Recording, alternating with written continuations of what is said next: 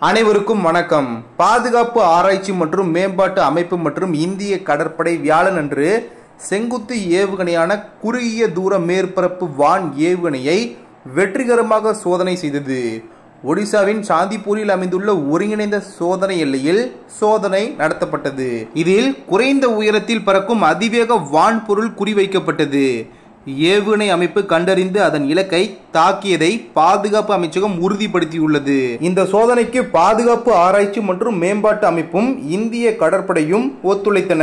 பாதுகாப்பு அமைச்சகம் கூறியதாவது: பாதுகாப்பு ஆராய்ச்சி மற்றும் மேம்பாட்டு அமைப்பு மற்றும் இந்திய கடற்படை ஆகியவை ஒடிசா கடற்கரையில் உள்ள சாந்திப்பூரில் உள்ள ஒருங்கிணைந்த சோதனை தளத்தில் இருந்து செங்குத்தாக ஏவப்பட்ட குறுகிய தூர மேற்பரப்பு ஏவுகணையான VLSRSAM ஏவுகணை வெற்றிகரமாக சோதனை செய்யப்பட்டுள்ளது என்று கூறப்பட்டுள்ளது.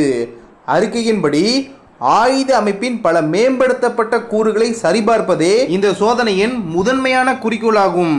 அதே நேரத்தில் radar, electro optical tracking system மற்றும் டெலிமெட்ரி போன்ற பல்வேறு கருவிகளை பயன்படுத்தி செயல்திறன் உன்னிப்பாக கவனிக்கப்பட்டுள்ளது. கண்காணிப்பு மற்றும் சரிபார்ப்பு போன்றவற்றை DRDOவின் ஆய்வகங்களின் மூத்த விஞ்ஞானிகள் மற்றும் இந்திய கடற்படையின் பிரதிநிதிகள் ஏவுதலை கண்காணித்தனர். இந்த சோதனைக்காக இரு அணிகளுக்கும் பாதுகாப்பு அமைச்சர் ராஜ்நாத் சிங் அவர்கள் பாராட்டு தெரிவித்துள்ளார். இந்த சோதனை VLSRSAM ஆயுத அமைப்பின் நம்பகத்தன்மை மற்றும் செயல்திறனை உறுதிப்படுத்துகிறது என்று அவர் கூறினார். DRDOவின் தலைவரும் பாதுகாப்பு ஆராய்ச்சி மற்றும் மேம்பாட்டு துறையின் செயலாளருமான டாக்டர் சமீர் வி காமத் அவர்கள் இந்த வெற்றிகரமான சோதனையில் ஈடுபட்ட குழுக்களுக்கு வாழ்த்து தெரிவித்தார். இந்த அமைப்பு இந்திய கடற்படையின் செயல்பாட்டு திறனை கணிசமாக மேம்படுத்தும் மற்றும் படை பெருக்கியாக செயல்படும் என்று அவர் எடுத்துரைத்தார். இந்த சாதனை இந்தியாவின் பாதுகாப்பு திறனை வலுப்படுத்துவதற்கான ஒரு முக்கியமான படியாகும் என்று அமைச்சகம் வலியுறுத்தியது. இந்த வளர்ச்சியானது இந்தியாவின் பாதுகாப்பு துறைக்கு ஒரு குறிப்பிடத்தக்க மைல்கல்லாக உள்ளது. இது உள்நாட்டு தொழில்நுட்ப முன்னேற்றத்தின் மூலம் தேசிய பாதுகாப்பை வலுப்படுத்துவதற்கான அதன் தொடர்ச்சியான முயற்சிகளை பிரதிபலிக்கிறது. DRDO மற்றும் இந்திய கடற்படை இடையேயான ஒத்துழைப்பு இராணுவ தயார் நிலையை மேம்படுத்துவதில் நம்பிக்கைக்குரிய முடிவுகளை தருகிறது. இந்த வெற்றிகரமான சோதனையானது அதிநவீன பாதுகாப்பு அமைப்புகளை உருவாக்குவதில் இந்தியாவின் வளர்ந்து வரும் திறனை பிரதிபலிக்கிறது. நவீன அச்சுறுத்தல்களை திறம்பட கையாளும் திறன் கொண்ட வலுவான பாதுகாப்பு பொறிமுறையை பராமரிப்பதற்கான நாட்டின் உறுதிப்பாட்டை இது அடிக்கோடிட்டு காட்டுகிறது. அடுத்த செய்தி: இந்தியாவின் தேசிய பாதுகாப்பு ஆலோசகர் அஜித் தோவல் அவர்கள் ரஷ்ய அதிபர் விளாடிமிர் புதின் அவர்களை செப்டம்பர் 12ஆம் தேதி ரஷ்யாவின் செயின்ட் பீட்டர்ஸ்பர்க் நகரில் சந்தித்தார். ரஷ்ய அதிபர் புதின் அவர்கள் வழக்கமாக தனக்கு இணையான தலைவர்களை மட்டுமே சந்திப்பது வழக்கம். ஆனால் இம்முறை அவர் அஜித் தோவல் அவர்களை சந்தித்து பேசியுள்ளார். புதின் அவர்கள் கடந்த ஆண்டு மாஸ்கோவில் அஜித் தோவல் அவர்களை சந்தித்தார். கடந்த 2 மாதங்களில் பிரதமர் மோடி அவர்கள் ரஷ்யா மற்றும் உக்ரைன் ஆகிய இரு நாடுகளுக்கும் சென்றிருக்கிறார். இந்த சூழலில் அஜித் தோவல் மற்றும் புதின் இடையிலான சந்திப்பு நடைபெற்றுள்ளது. இந்த சந்திப்பின் வீடியோவை ரஷ்ய செய்தி நிறுவனமான ஸ்புட்னிக் சமூக ஊடகங்களில் வெளியிட்டு உக்ரைன் அதிபர் ஜெலன்ஸ்கி அவர்களுடனான பிரதமர் மோடி அவர்களின் சந்திப்பு குறித்து அஜித் தோவல் அவர்கள் புதினிடம் தெரிவித்தார் என்று குறிப்பிடப்பட்டுள்ளது. இதில் முதல் விஷயமாக புதின் அவர்களிடம் அஜித் தோவல் அவர்கள் என்ன பேசினார் என்பதை பற்றி பார்க்க ஆரம்பிக்கலாம். அந்த வீடியோவில் அஜித் தோவல் அவர்கள் பிரதமர் மோடி அவர்கள் உங்களிடம் தொலைபேசி உரையாடலில் கூறியது போல் உக்ரைன் பயணம் மற்றும் உக்ரைன் அதிபர் ஜெலன்ஸ்கி அவர்களை சந்தித்தது குறித்து உங்களிடம் தெரிவிக்க விரும்புகிறார்.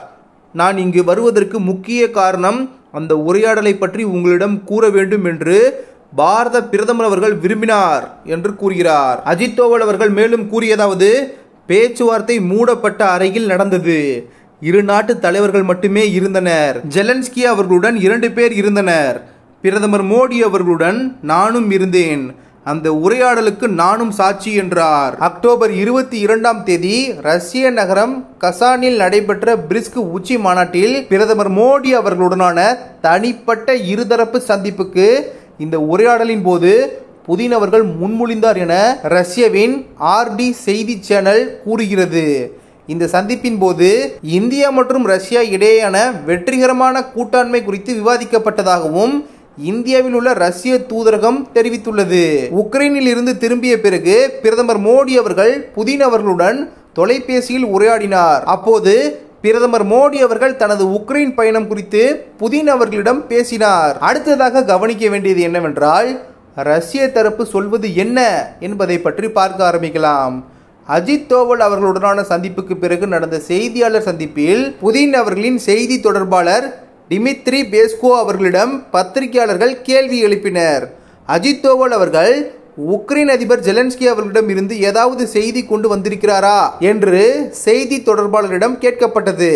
அதற்கு பதிலளித்த புதின் அவர்களின் செய்தி தொடர்பாளர் அப்படி எந்த செய்தியும் கொடுக்கவில்லை என்றார். உக்ரைனில் நடந்து வரும் போருக்கு தீர்வு காண்பது தொடர்பாக அஜித் தோவல் அவர்கள் இந்தியாவின் நிலைப்பாட்டை வெளிப்படுத்தியதாக பெஸ்கோ அவர்கள் கூறினார் என்று ரஷ்ய செய்தி நிறுவனமான டாஸ் செய்தி வெளியிட்டுள்ளது. பெஸ்கோ அவர்கள் கூறுகையில், உக்ரைனில் நடக்கும் மோதலை முடிவுக்கு கொண்டு வருவதற்கான பிரதமர் மோடி அவர்களின் பார்வையை அஜித் தோவல் அவர்கள் விளக்கினார். எனினும் நாங்கள் தெளிவான சமாதான ஒப்பந்தத்தை பற்றி எதுவும் பேசவில்லை என்றார். பிரதமர் மோடி அவர்கள் ஆகஸ்ட் 23 உக்ரைன் சென்றார். இந்தியா உக்ரைன் இடையே தூதரக உறவுகளை நிறுவிய பிறகு இந்திய பிரதமர் ஒருவர் உக்ரைனுக்கு மேற்கொள்ளும் முதல் பயணமாக இது அமைந்திருந்தது. இந்த பயணத்தின் போது போருக்கு அமைதி வழியில் தீர்வு காண்பது குறித்து பிரதமர் மோடி அவர்கள் பேசினார். அடுத்ததாக ரஷ்யா உக்ரைன் போரை இந்தியாவால் நிறுத்த முடியுமா என்ற கேள்விக்கான பதிலை பார்க்க ஆரம்பிப்போம். இந்தியா ரஷ்யா உக்ரைன் போரை முடிவுக்கு கொண்டு வரும் என்று எதிர்பார்ப்புகள் இருப்பதற்கு பல காரணங்கள் உள்ளன. பல ஆண்டுகளாக இந்தியா ரஷ்யாவின் நட்பு நாடாக இருந்து வருகிறது. உக்ரைன் மீது போர் தொடங்கிய பின்னர் மேற்கத்திய நாடுகள் ரஷ்யா மீது பொருளாதார தடைகளை விதித்தன. ஆனால் இந்த தடையை பொருட்படுத்தாமல் இந்தியா ரஷ்யாவுடன் வர்த்தக உறவை தொடர்ந்தது. போரின் போது இந்தியா ரஷ்யாவிடமிருந்து மிக அதிக அளவில் கச்சா எண்ணெய் வாங்கியுள்ளது. ஜூலை மாதம் ரஷ்யா சென்ற பாரத பிரதமர் அவர்கள் புதின் அவர்களை ஆற தழுவி அன்பை வெளிப்படுத்தினார். ஜெலன்ஸ்கி உட்பட பல மேற்கத்திய நாட்டு தலைவர்கள் இதற்கு எதிர்ப்பு தெரிவித்தனர். இருப்பினும் பாரத பிரதமர் அவர்கள் உக்ரைன் சென்றபோது ஜெலன்ஸ்கி அவர்களையும் ஆற தழுவி அவரது தோள் மீது கை போட்டு பேசினார். பல வல்லுநர்கள் நடுநிலையாக இருக்க இந்தியா பின்பற்றும் கொள்கையாக இதனை கண்டனர். ஆனால் இது குறித்து பத்திரிகையாளர் ஒருவர் கேள்வி எழுப்பிய போது இந்திய வெளியுறவுத்துறை அமைச்சர் ஜெய்சங்கர் அவர்கள் உலகின் பல்வேறு பகுதிகளில் மக்கள் ஒருவரை ஒருவர் சந்திக்கும் போது அன்புடன் கட்டிப்பிடித்துக் கொள்வது வழக்கம். உங்கள் கலாச்சாரத்தில் இந்த நடைமுறை இல்லாமல் இருக்கலாம், ஆனால் இது எங்கள் கலாச்சாரத்தின் ஒரு பகுதி என்று நான் உங்களுக்கு உறுதியாக சொல்வேன். அதிபர் ஜெலன்ஸ்கி அவர்களை சந்தித்த போது பாரத பிரதமர் அவர்கள் கட்டிப்பிடித்த அன்பை வெளிப்படுத்தினார் என்று அவர் விவரித்தார். ஐக்கிய நாடுகள் சபை உள்ளிட்ட சர்வதேச மன்றங்களில் உக்ரைன் விவகாரத்தில் ரஷ்யாவுக்கு எதிராக ஏதேனும் முன்மொழிவு அல்லது விவாதம் நடந்த போதெல்லாம் இந்தியா அவற்றில் விலகி இருந்தது. அதே சமயம் இந்தியா உக்ரைனுக்கு மனிதாபிமான உதவிகளை அனுப்பி வருகிறது.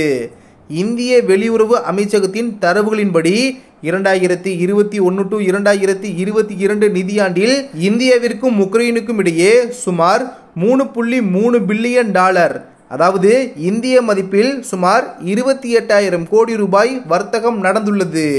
ரஷ்யாவிற்கும் இந்தியாவிற்கும் இடையே 50 பில்லியன் டாலர்களுக்கும் அதிகமான, அதாவது இந்திய மதிப்பில் சுமார் 4.2 லட்சம் கோடி ரூபாய் வர்த்தகம் நடந்துள்ளது. இரு நாடுகளுக்கும் இடையிலான வர்த்தகம் வரும் காலத்தில் 100 பில்லியன் டாலர்களை, அதாவது இந்திய மதிப்பில் சுமார் 8.4 லட்சம் கோடி ரூபாயை எட்டும் என எதிர்பார்க்கப்படுகிறது. அடுத்ததாக கவனிக்க வேண்டியது என்னவென்றால், உக்ரைன் விஷயத்தில் புதின் அவர்கள் யாரை நம்புகிறார் என்ற கேள்விக்கான பதிலை பார்த்தால், செப்டம்பர் 5 அன்று புதின் அவர்கள் உக்ரைனுடன் அமைதி பேச்சுவார்த்தைக்கு ரஷ்யா தயாராக உள்ளது, ஆனால் அதற்கு சில நிபந்தனைகள் உள்ளன என்றார். இந்த மோதலை முடிவுக்கு கொண்டு வருவதில் தீவிரமாக இருக்கும் நட்பு நாடுகள் மற்றும் கூட்டாளி நாடுகளை நாங்கள் மதிக்கிறோம். முக்கியமாக இந்தியா, சீனா மற்றும் பிரேசில் ஆகியவை மோதலை முடிவுக்கு கொண்டு வர நினைக்கின்றன என்று புதின் அவர்கள் கூறினார். இந்த விவகாரம் குறித்து நட்பு நாடுகளுடன் தொடர்ந்து பேசி வருகிறேன் என்று புதின் அவர்கள் கூறியிருந்தார். இந்த சிக்கலான செயல்முறையின் அனைத்து நுணுக்கங்களையும் புரிந்து கொள்ள இந்த நாடுகளின் தலைவர்கள் தீவிர முயற்சி செய்கிறார்கள் என்பதில் எனக்கு எந்த சந்தேகமும் இல்லை. இந்த நாடுகளுடன் ரஷ்யா நம்பகமான உறவை கொண்டுள்ளது என்று புதின் அவர்கள் கூறினார். பிரதமர் மோடி அவர்கள் பல சந்தர்ப்பங்களில் இது போருக்கான நேரமல்ல என்று கூறியிருக்கிறார். 2022 தஸ்கண்டில் புதின் அவர்களிடம் இதையே அவர் வலியுறுத்தினார். இந்த வீடியோ இன்ஃபர்மேட்டிவாக இருந்தால் சேனலை சப்ஸ்கிரைப் செய்து கொள்ளுங்கள். நன்றி. ஜெய் ஹிந்த்.